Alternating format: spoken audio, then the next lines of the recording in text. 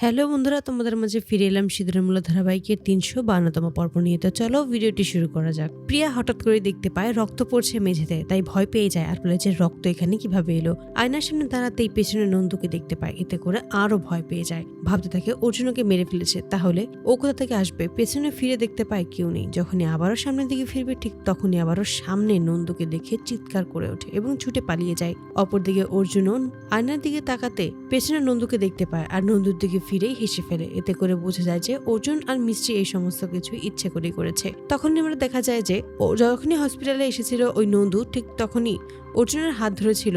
তখন অর্জুন বুঝতে পারে এটাই তার মিষ্টি। মিষ্টি তখন সবকিছু খুলে বলে, তারপর তারা নকল বুলেট দিয়ে মিষ্টিকে গুলি করে। মিষ্টি ফ্রেশ হতে যাবে ঠিক তখনই অর্জুনের কাছে এসে বলে অনামিকা যে নন্দুর ভূত আবার ফিরে এসেছে। আমার মনে হচ্ছে ও প্রতিশোধ নিতে এসেছে।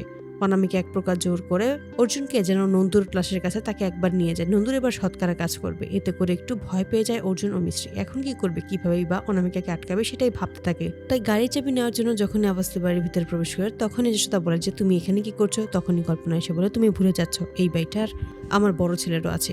ওর এই বাড়িটা ছিল, আছে আর সবসময় থাকবে। আউট হাউসে যখনই প্রিয়া একা থাকে ঠিক তখনই আবারও নন্দু ভয় দেখাতে শুরু করে। এতে করে আরো ভয় পায় অর্জুন। তখন এসে বলে সমস্ত কিছু তোমার মনের ধারণা, তুমি ভুল ভাবছো, এই সমস্ত কিছু নেই। তখনই প্রিয়া বলে আমি তো বারবার করে বলছি আমি শেষবার নন্দুর সেই লাশটা দেখতে চাই। এতে করে বাধ্য হয় অর্জুন প্রিয়াকে আবারও নিয়ে যেতে। যখন তারা সেখানে এসে পৌঁছে ঠিক তখনই আবার দেখতে পায় নন্দু ওরফে মিষ্টি সেখানেই শুয়ে আছে। এতে করে প্রিয়া বলতে থাকে যে এবার ওর সৎকারের কাজ করতে হবে। এবার নয়তো ওকে আগুনে পুড়িয়ে ফেলবো, নয়তো মাটি চাপা দেবো। কিন্তু এখন কি করব। যখনই আগুন ধরাবে ঠিক তখনই অর্জুন চিৎকার করে বলে ওঠে যে সত্যি আমি নন্দুর ভূত দেখেছি।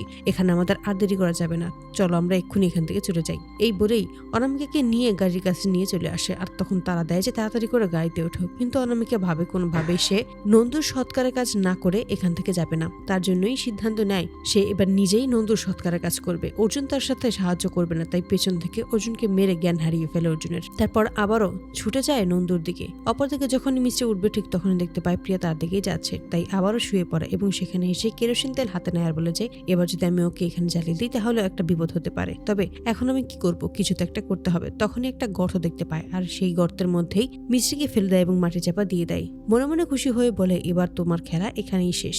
অপরদিকে মিষ্টি মনে মনে ভাবে যেভাবেই হোক অর্জুন আপনি তাড়াতাড়ি এখানে চলে আসুন আর আমাকে বাঁচিয়ে নিন। তো বন্ধুরা তোমাদের কি মনে হয়, এবার কি সত্যি বাঁচাতে পারবে মিষ্টি অর্জুনকে? কমেন্টে জানাতে ভুলো না। ধন্যবাদ।